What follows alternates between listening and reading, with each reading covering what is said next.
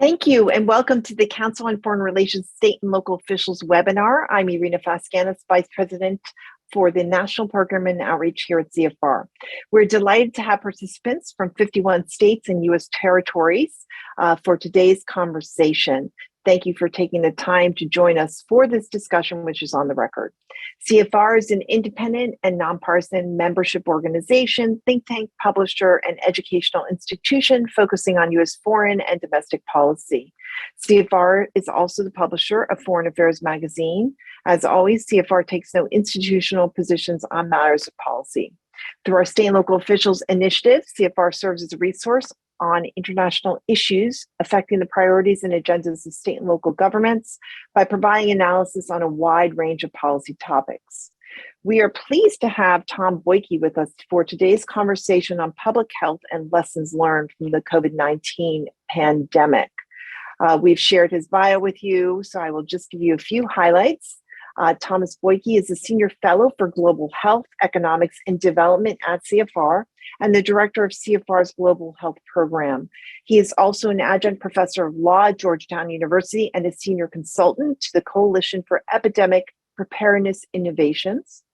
Mr. Boyke is also the author of the book Plagues and the Paradox of Progress: Why the World is Getting Healthier in Worrisome Ways, and the founder and managing editor of Think Global Health, an online magazine that examines the ways health shapes economies, societies, and everyday lives around the world. So Tom, thanks very much for being with us today.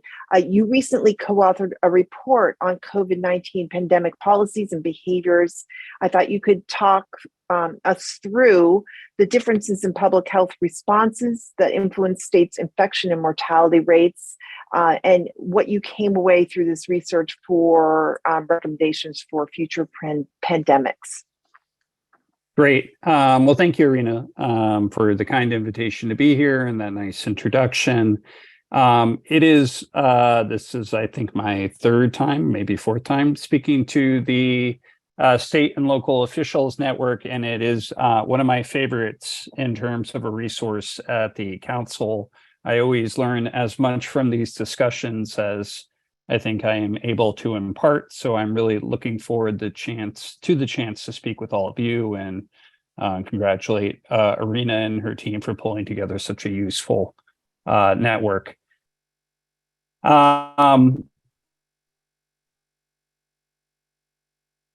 What the paper we're here to talk about today is ago.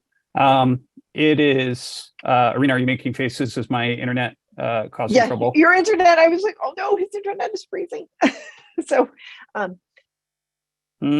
well, let's keep going, and then perhaps at some point I will turn off my video and do it just with the audio if it remains a problem. But apologies for that. Okay. Again, this paper appeared in Lancet 6 weeks ago. It's a year-long study, the product of 5 different institutions. And I had the pleasure of co-leading that group. And what it was meant to look at is what explains the very large differences we have seen between how U.S. states performed in the pandemic. And I think it's been underreported, but perhaps not a surprise to this group, that while the U.S. overall struggled in the COVID-19 pandemic, not all U.S. states struggled equally. There is, in fact, a nearly 4-fold difference in cumulative total COVID deaths from the worst to best performing U.S. states, even once you adjust for all the relevant biological factors, differences in the age of the population or key pre-existing health conditions.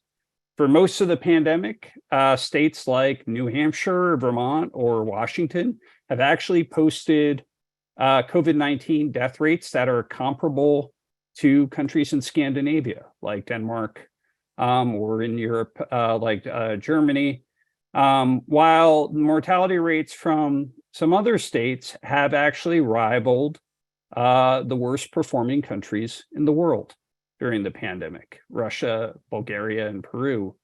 That difference between top performers and poor performers is large in health standards, even by American standards. For instance, the US states with the shortest average lifespans come nowhere close to matching Chad, Nigeria, or the worst countries in the world on that measure of longevity. The state variation, though, is a reason for hope. Because if poorly performing US states could more closely match their more successful counterparts when the next health crisis emerges, lives might be saved. One estimate we have from that Lancet study is that if every state had performed as well as New Hampshire, the second state with the second lowest COVID mortality rate, there would have been 504,000 fewer US deaths from COVID-19 during our study period. That would have made the US, again, in terms of overall death toll, very similar to other high-income countries, as opposed to one of the worst performing countries, which is sadly where we were. I'm going to pull out just 4 specific themes about what drove those differences. And then I'm going to save most of the discussion about what do we do for this, because I really do intend for this to be mostly a conversation about looking forward and how do we respond to this. But 4 themes that came out from our analysis in Lancet. Theme number one is that the role of health equity, socioeconomic and racial disparities loomed very large in this pandemic, larger than it does in many other, even larger than it does in many other US health measures. What we saw is a cluster of factors: low educational attainment, limited access to high quality healthcare, the percentage of people living below the poverty line had a strong association both with differences between states in their infection rates and in their COVID-19 death rates. In many ways, this reaffirms what we've seen in the past, that these disparities played a large role in H1N1 and the response to there. These disparities combined with racial disparities, which were also significantly associated with state variations in our study, also play a role in differences in seasonal flu vaccination. It's not just in pandemics or infectious disease. Of course, in other health crises, you see these social, economic, and racial disparities loom large. And it will be important to proactively seek to mitigate these differences ahead of the next emergency. And we can talk a little bit about in the discussion of ways to do that. All right, theme number 2 that came out from here, trust. Interpersonal trust in particular played a large role in this pandemic in the US. Interpersonal trust, if that term isn't familiar to you, is the trust we have in one another. And it is actually a finding that has been shown also in many international studies. For instance, the same group did a study in the Lancet the year earlier on the global level, and we were unable in that study to find any connection between country variation in COVID outcomes and many of the leading theories or pet theories of what made difference in the pandemic, like economic inequality or pandemic preparedness metrics or democracy, what have you. We didn't find any links, but interpersonal trust had a very large and significant association with differences in how countries did. We see the same thing in the US context, that the trust, how we feel about one another, the trust we have in one another is tied to vaccination rates and adoption of health protective behaviors. And that in the end has a large tie to outcomes and how states did.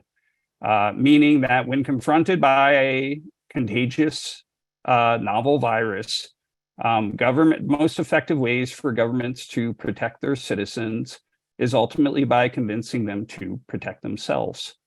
And their willingness to do that, particularly in free societies and in US states, depends on the trust we have in one another. And that's going to be important to foster, but also monitor in the future and think about how we respond to these things.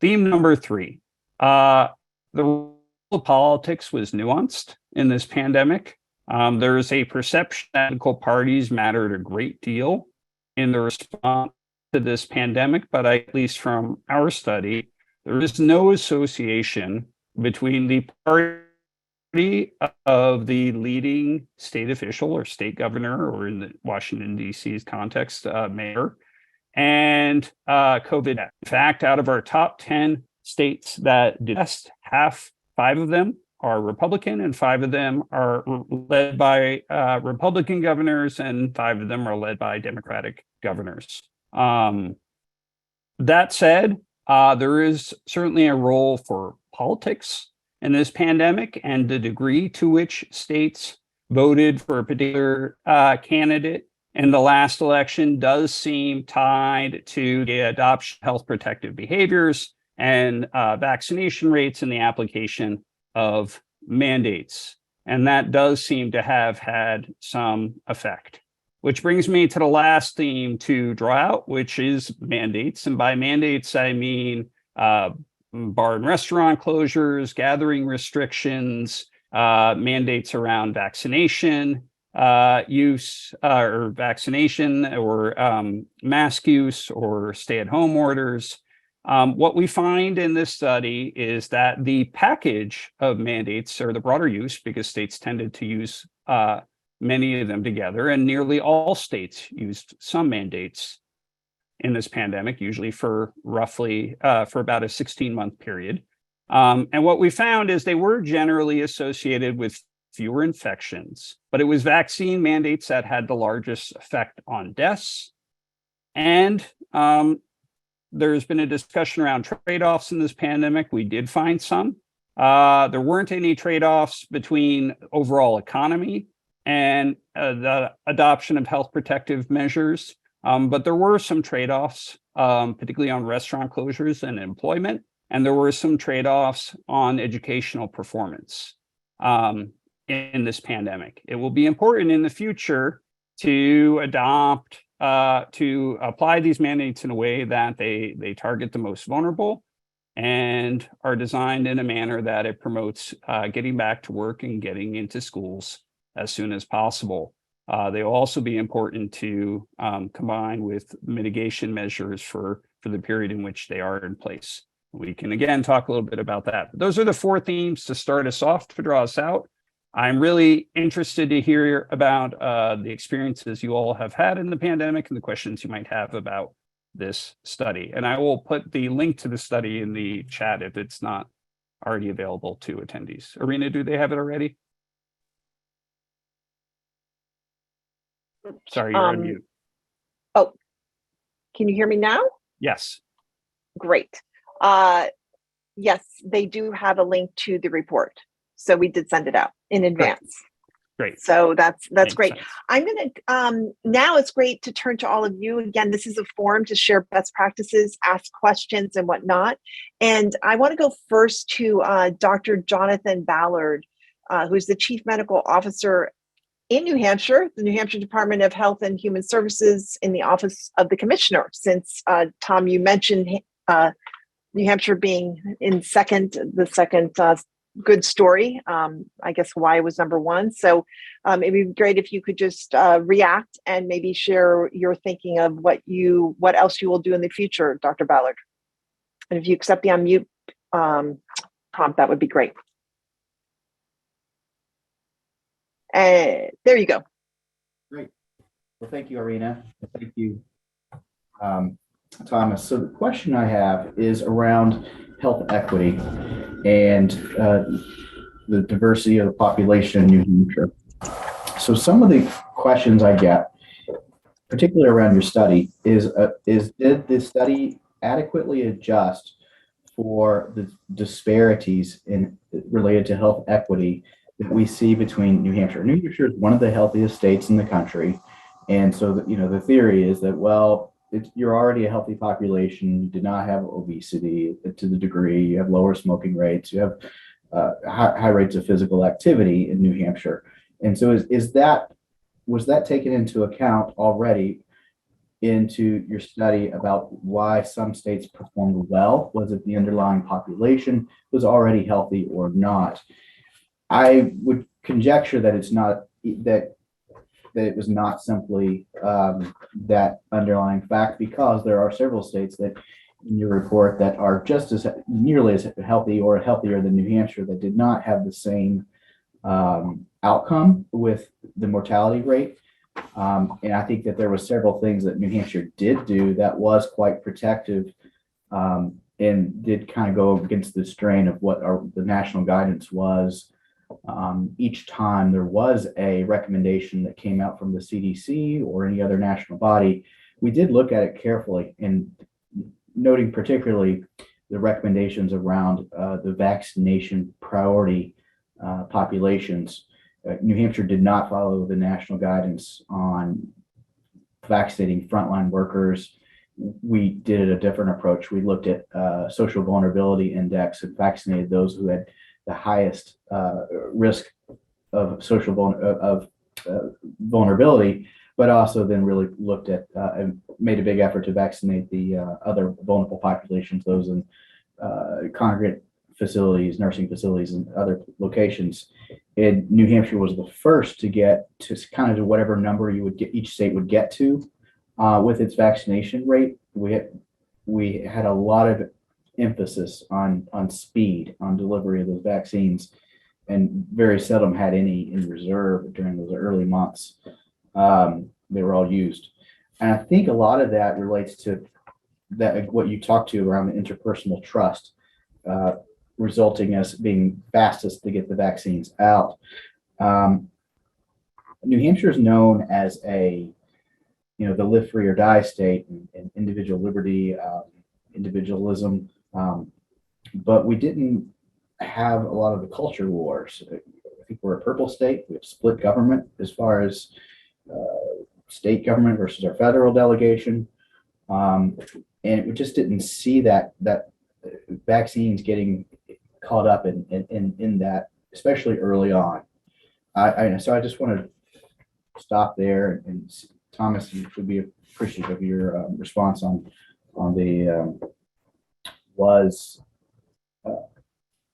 what the adjustment rates that you used, and did it account for just these healthier states did better or not? Great. So the first one's a relatively quick answer, fortunately, which is on the adjustment. It does in fact account for BMI, accounts for rates for diabetes, cardiovascular disease, really a expansive view of the key comorbidities that might have made a difference in how states performed in the pandemic. So it is adjusted for that. And of course, it is adjusted for age. I would draw out a couple of things, at least from our study, but obviously you lived the experience. So I take your insights more as serious, say. But New Hampshire as a state is a little healthier than other states. Though New Hampshire's average life expectancy at birth actually only ranks 23rd in the US out of states, so it's around the middle, and its performance in this pandemic was better than that metric might have suggested. There are a few things page about New Hampshire. It does have the lowest poverty rate or percentage of population under the poverty line. It has the highest levels of interpersonal trust in the country. It has relatively few uninsured, reasonably among the top 10 in terms of access to quality health care.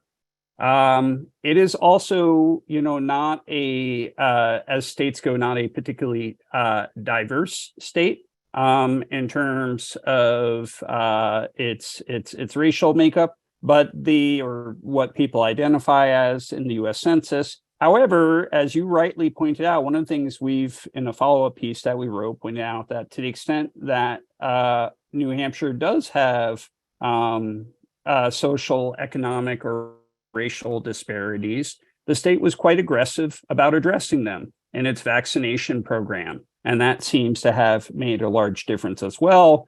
In terms of our research or talking to local officials, they reaffirmed the view that you had put forward about a strong partnership between states and local communities in terms of enabling some of local actors to have some agency to respond to what they were seeing as well. But we highlight New Hampshire in terms of an example because, of course, unlike Hawaii, it is not an island. But there's a lot, New Hampshire has many advantages, but again, as we pointed out in the health circumstances, has some challenges too. And through aggressively addressing some of those challenges, the state did well in this pandemic, and hopefully more states are able to match it in the future. Thank you. So just a reminder for you all to ask a question, you click the raise hand icon on your screen and then accept the unmute prompt when I call upon you, and please state your name, affiliation, and location. You can also submit your question. You can write your question in the Q&A feature in your Zoom window at any time. And if you could include your affiliation, although we also are pulling that. So we have two questions on interpersonal trust, which I will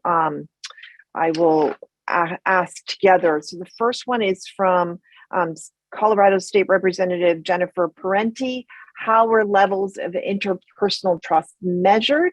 And then from Alder Regina Vidaver in Madison, Wisconsin, she asks, what are evidence-based approaches to improving interpersonal trust?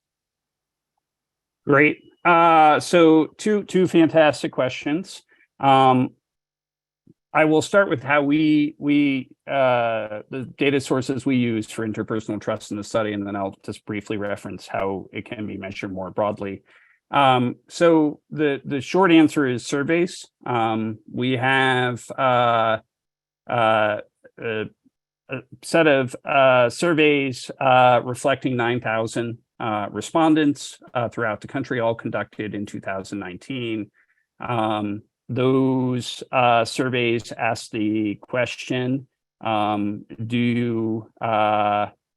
often do you trust others to do the right thing? The response is coded for most of the time being high levels of interpersonal trust. This would seem like a subjective question, but social scientists have been actually asking that question since the 1950s. Internationally, and you would be amazed how stable the values are for countries and communities. So that is the way people measure interpersonal trust through surveys. There are also, of course, experiments people do to measure them in a community, or they look to proxy behaviors that are suggestive of interpersonal trust. We use for this study. Surveys.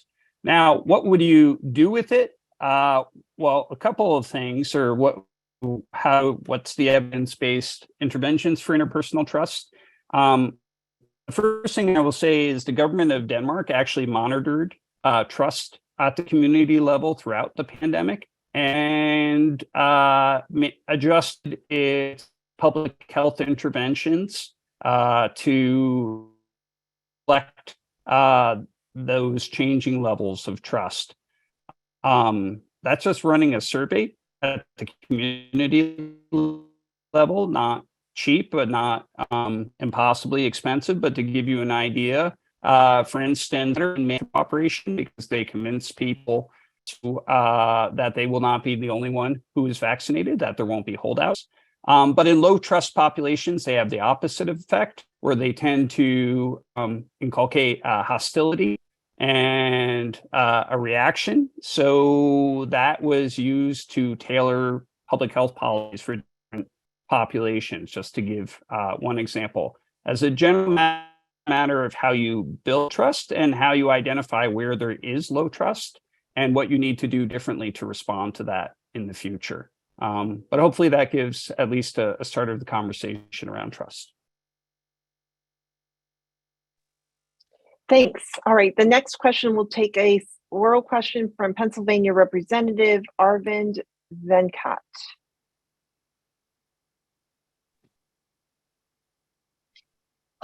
Hello, my name is Arvind Venkat. I'm a state representative in Pennsylvania. I'm also an emergency physician. I had two questions.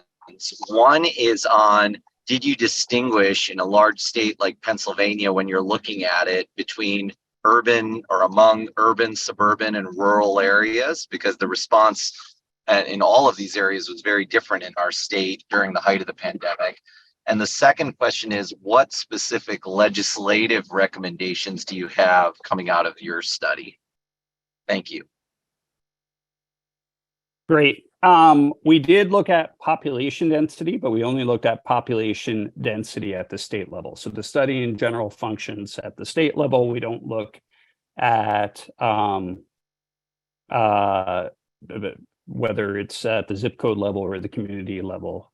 So that will have to be a future study. I will say population density as the pandemic progressed was less meaningful in terms of having a tie to either infection rates or deaths. And perhaps that might make sense from what you've seen, what we all have seen in rural communities and how the pandemic experience has changed in those over time. In terms of legislative approaches, I think there are a few. I do think it's important for states with high rates of uninsured or states that have not extended Medicaid use or reversing those policies.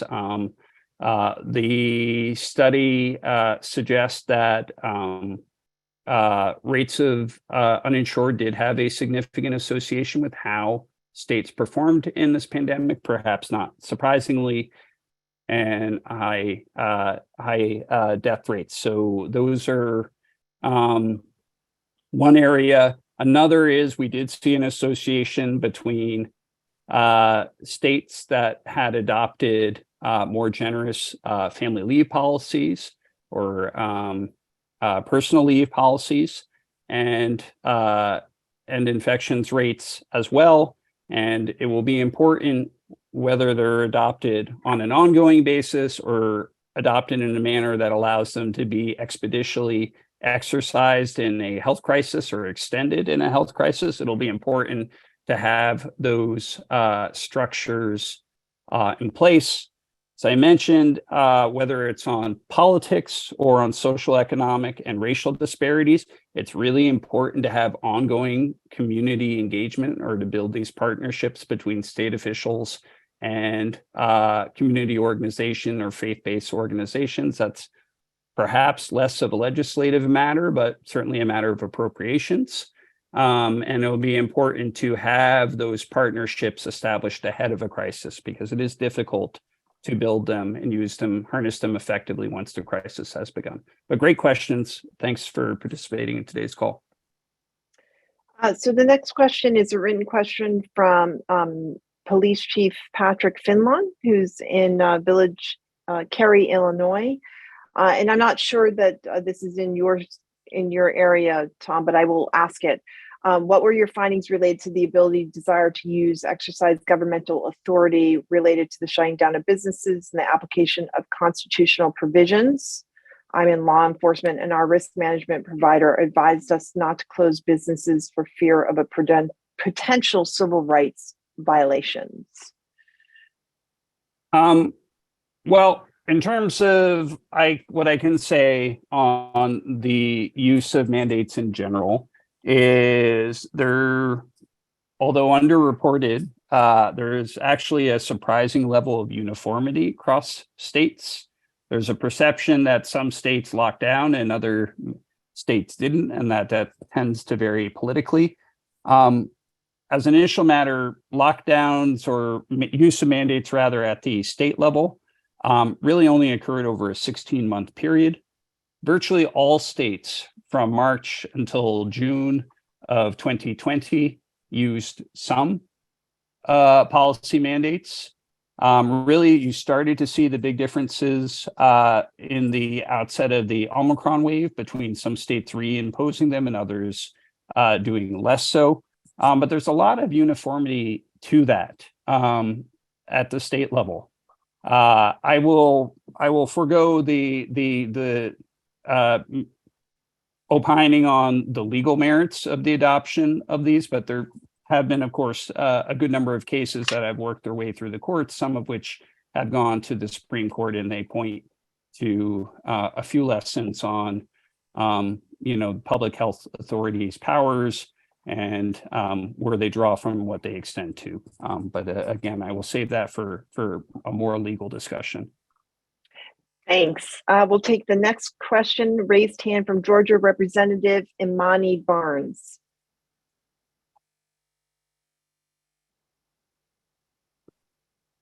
Hello, thank you for having me. I don't think I can turn my camera on, but I was wondering what type of educational data did you gather from this study? I was wondering the data compared to New Hampshire with other states that I wanted to understand the disparities, educational disparities that you gathered, the data that you gathered for educational disparities, and what suggestions do you have to mitigate the learning loss that was that the children experienced during virtual learning? Great. So the educational data we use for average educational attainment, again, like all our metrics in the study, it is statewide. So by disparities, we're talking between states and that average level of educational attainment. It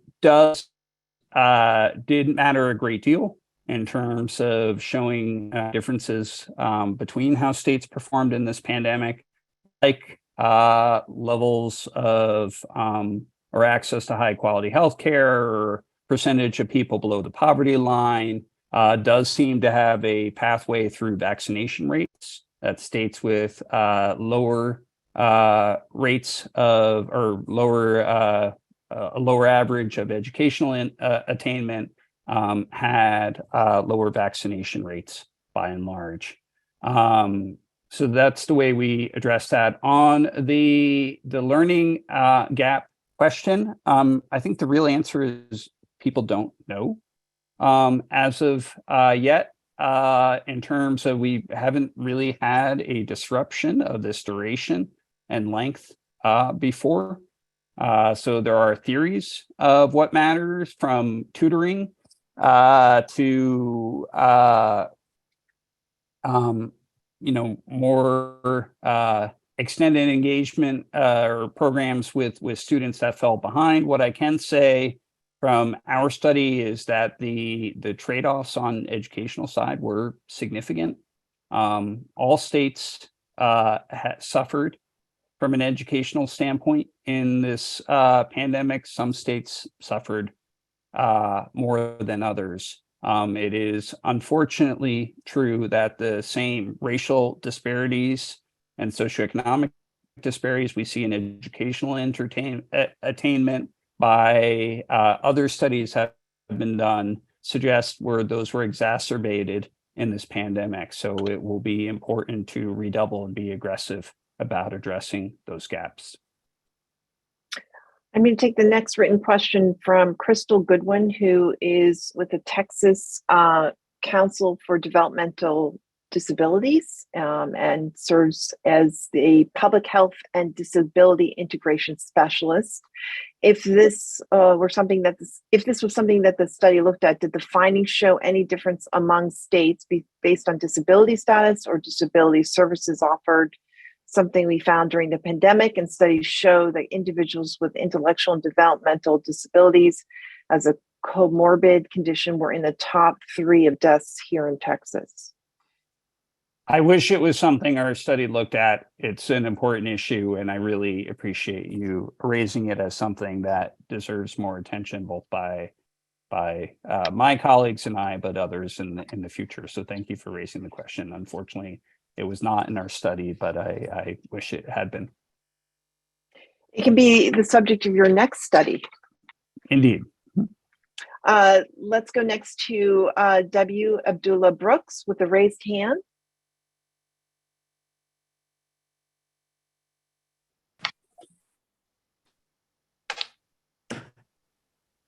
Hello, this is W. Abdullah Brooks. I'm actually standing in for a representative from the state of Maryland, Scott Phillips.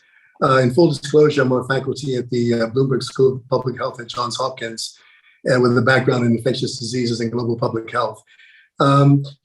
First of all, congratulations on a brilliant study. And I haven't had time to go into a deep dive, but I have just two questions that maybe you can elaborate on if they're not in your paper. One is you talked about the correlation with employment and health outcomes. And given the structure of healthcare access in the US, often being tied to employment status, I'm wondering if you adjusted for access through, for example, those who have public assisted health access, just to look at that question of health equity or equity and health outcomes, and whether or not there was any difference between those who on public assistance had access to public to health access, hospital, and so forth, versus those who only had access through private insurance. That's one question, just getting at the issue of equity and outcomes. The second, you have a reference to interpersonal trust. And during the beginning part of the COVID pandemic, the American Society of Tropical Medicine and Hygiene held a series of discussions around this and looked at specifically the issue of trust towards health experts and health trust or distrust. And I'm wondering whether or not your paper looks at this specifically with regard to health communicators and health communications, and whether or not you gleaned any insights into messaging and whether there are better or worse strategies with respect to trying to get messages regarding responses to the pandemic and access to things such as vaccines. Thank you. Great. Thank you for such a rich group of questions, and thank you for the kind words about the study. On the employment side, the employment results are fascinating in the study, in that by and large, most of the use of policy mandates are not associated with differences in employment. There is a association in particular with restaurant closures, which perhaps not surprisingly, given that sector.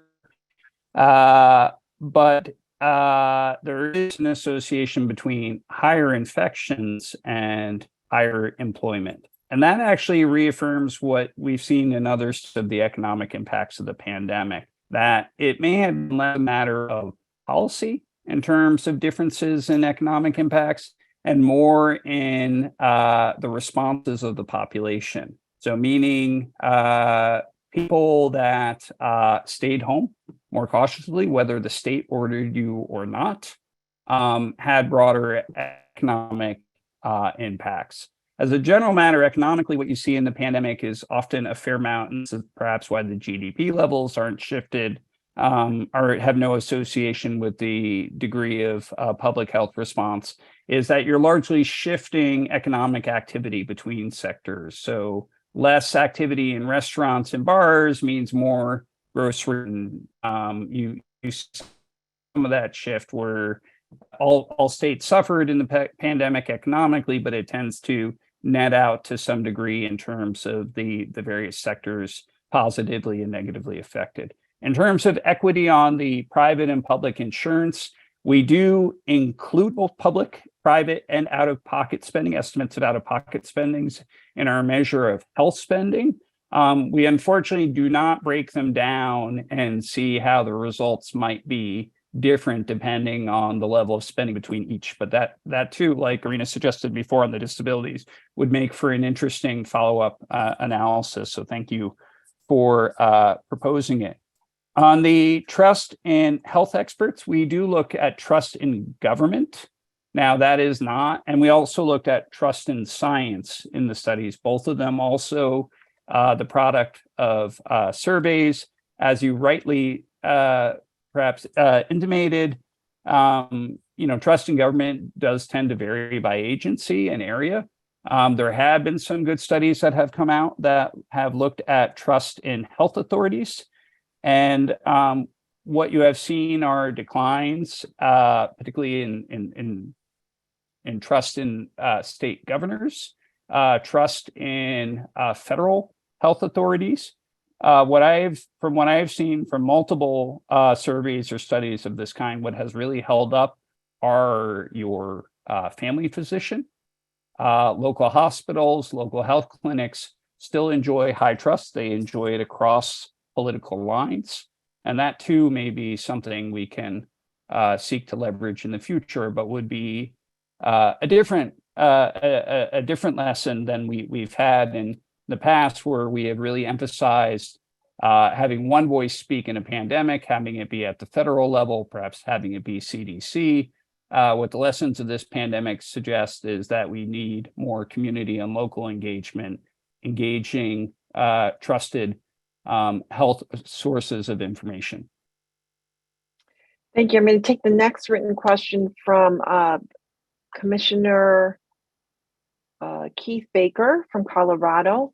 Was the level of interagency, county, municipalities, healthcare, school districts, et cetera, coordination and collaboration evaluated in your report, and were there any lessons drawn from that?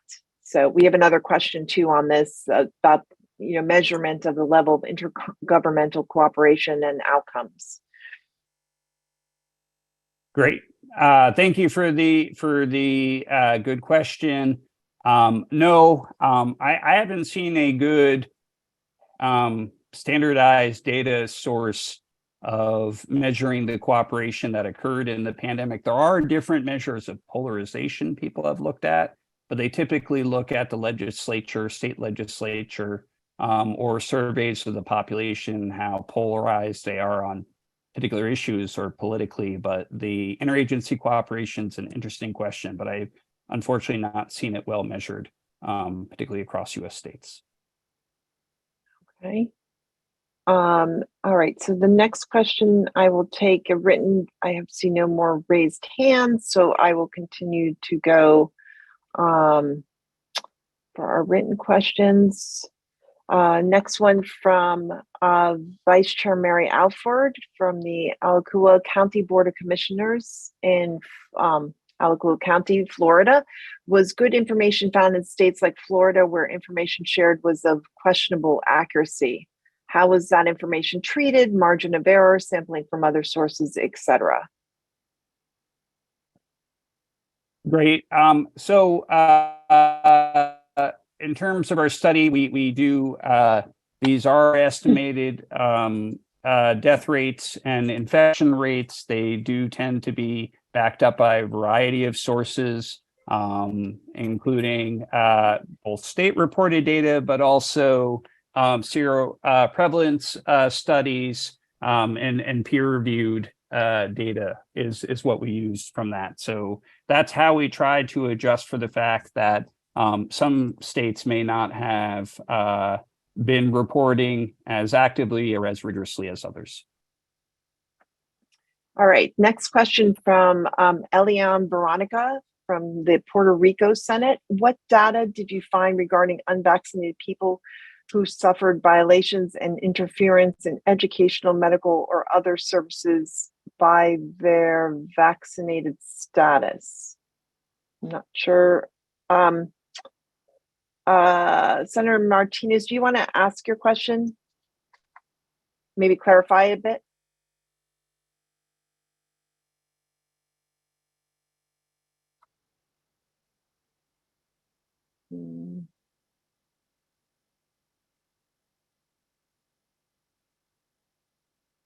Okay. don't think, no. Oh, if you unmute yourself, you can clarify. No, that is not working. Okay. Yes. Oh, good. Thank you. Okay. Yes. I refer that what is the data did you find regarding the vaccinated people who suffer interference with their educational, medical, and other services because they didn't want to be vaccinated? Did you study that matter? We did actually. So we look at vaccine mandates for state employees and vaccine mandates for school employees, and both their association with health outcomes, infection rates, and death rates, as well as whether they have any tie to shifts in employment or in lower educational performance, particularly for fourth graders. We used NAEP test scores. On infections and deaths, they are very much associated with lower rates of both. State employees, of course, will not surprise people on this call, represent millions of people in the United States, so it's not a small group. And you do see a strong association with fewer deaths from the use of those mandates. We did not find any tie between the use of those mandates and lower state GDP or lower employment. So nothing on the economic side. You do see an association with lower math test scores. However, almost all mandates were associated with lower math test scores, and what our theory there, so this includes things that have restaurant or bar closures, very school related, and so the hypothesis is that association reflects the caution in the population. People who were less likely to send their children to in-person schooling, those children tended to, or those states where this was happening at a greater rate, do more poorly educationally, because math is something that I can say as a parent myself, parents don't teach as well as the school settings do. So it really does seem to be a stronger tie between in-person schooling and better math test performance, at least for fourth graders.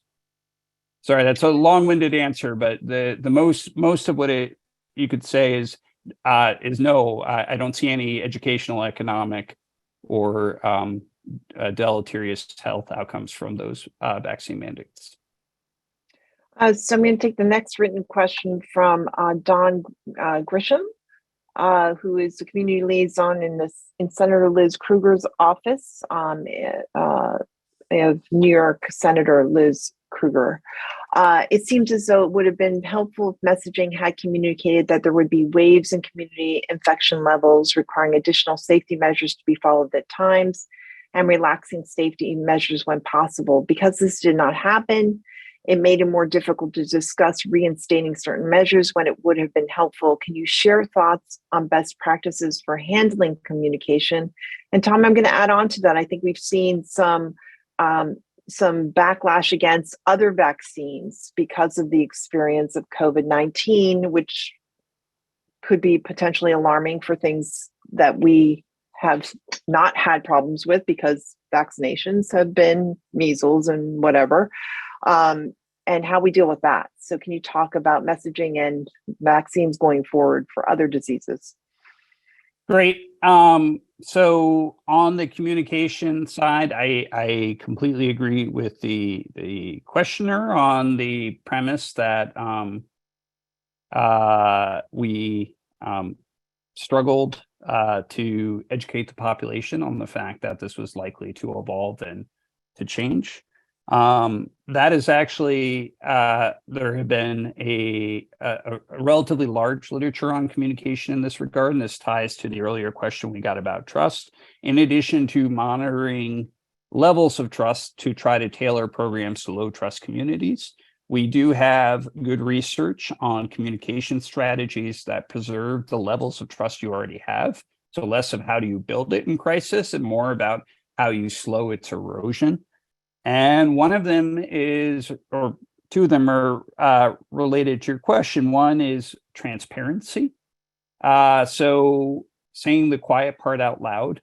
For instance, there's a great study that looked at, they presented to groups of individuals with, or two groups of individuals rather, with information about a hypothetical vaccine. One of those groups received information about that was vague about the side effects, but suggesting that there may be some, but somewhat vague about what they were. Another was very specific about the range of things you might find in those circumstances with the vaccine. And what you found in that is not that you had a higher rate of people willing to take the vaccine between those two populations, but the population that received more detailed and complete information expressed higher levels of, or more sustained levels of trust in the health authorities that provided it.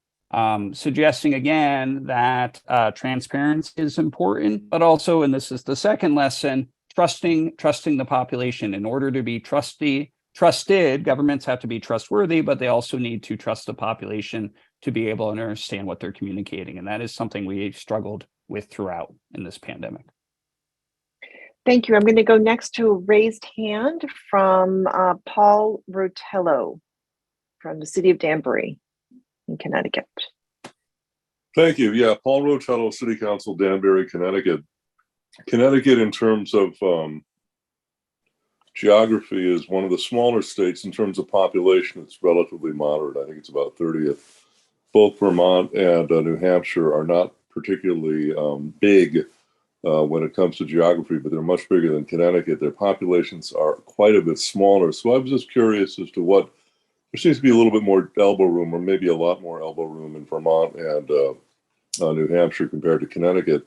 I was curious as to what density played in your statistics and your analysis, and how would you even go about figuring that? Because while you can live in a somewhat agrarian community, you may spend a lot of time in town at diners and post offices and things like that, or even at jobs. How do you tease that out, and were you able to tease that out, and did you see a difference? Thank you. Great. Well, I'm happy to get the question. I actually grew up in Stamford, Connecticut. So I know Danbury quite well. I went to high school in Fairfield, and so it's nice to meet you and have this engagement on this. Connecticut as a state actually does well in our study also. It is ranked 7th in terms of standardized deaths. So again, adjusting for the biologically relevant factors. We did not see a strong tie between population density and infection or deaths in this study. The reason why is over time, in the beginning, it mattered in terms of the spread of the virus to communities in the initial wave of the pandemic, but over time it was more around economic geography, congregate housing, people, percentage of essential health workers, people with a greater ability to avoid people that are infected or isolate on their own, is tied more to economic geography than the population density. So there are some fairly rural states that don't do well in this study. Because of we suspect these broader questions of economic geography. I'm going to take the last question from Allison Despethi who has raised her hand from Vermont. You need to unmute yourself. See it now. Thank you. There we go. Okay, good. All right. Thank you so much. So I'm here in Vermont, and my question relates to back to the trust issue. And this is also sort of stemming from some of the swine flu history and what we saw go on there with a bit of the sort of marketing and propaganda around the safety and effectiveness of vaccines. So with regards to the trust, did you see any data or results surface around the fact that the COVID vaccines were originally sold as safe and effective and included the ability to prevent COVID and prevent transmission? So there was clearly a level of propaganda, not necessarily intended, but many heard that, this is the pandemic of the unvaccinated. So as actual vaccine impacts surfaced via VSafe and the failure of COVID vaccines to prevent infection and transmission, did you assess the role of propaganda, marketing through pharmaceutical products, and any potential? And thank you. Great. So we did not assess the role of myths or disinformation in the study other than trust levels.